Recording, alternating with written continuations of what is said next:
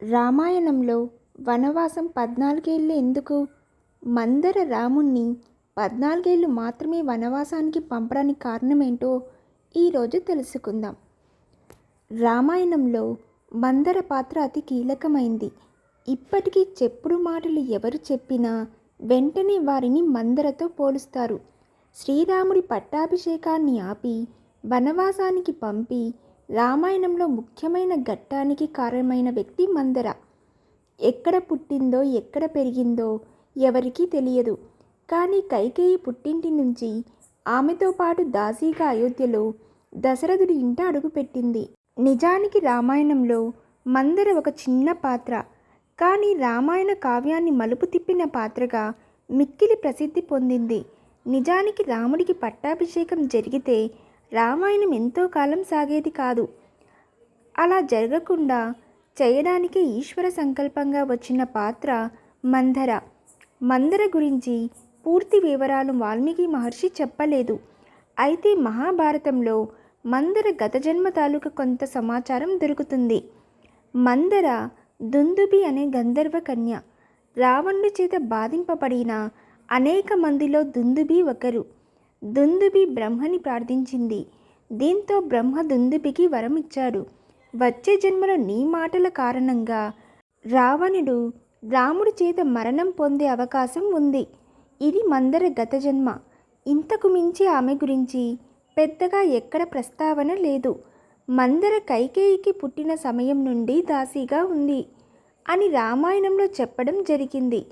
అందుకే కైకేయి వివాహం జరిగిన తర్వాత కూడా మందర కైకేయితో దాసీగా దశరథుడి ఇంటికి వచ్చింది. రాముడికి పట్టాభిషేకం జరుగుతుంది అని తెలుసుకున్న మందర స్వాభావికమైన అసూయతో తన యజమానురాలు కైకేయిపై ఉన్న అభిమానంతో కైక మనసులో లేని ఆలోచన చొప్పించి రాముడి పట్టాభిషేకం జరపకుండా చేసింది. శ్రీరాముణ్ణి అడవుల పాలు చేసి చివరికి రావణుని వధకు పరోక్షంగా కారణమయ్యింది. కైకతో మిక్కిలి చనువుగా మెలుగుతూ కైకకు అవసరం వచ్చినప్పుడు సలహానిస్తూ తన మాటను నెగ్గించుకునే స్థాయికి ఎదిగింది. రామునికి 14 ఏళ్ల పాటు అరణ్యవాసానికి పంపడం మందర మనోవాంఛితం ఏమీ కాదు. తలుచుకుంటే ఇంకా ఎక్కువ కాలమే రాముడు అడవుల్లో ఉండేలా చేయగలదు.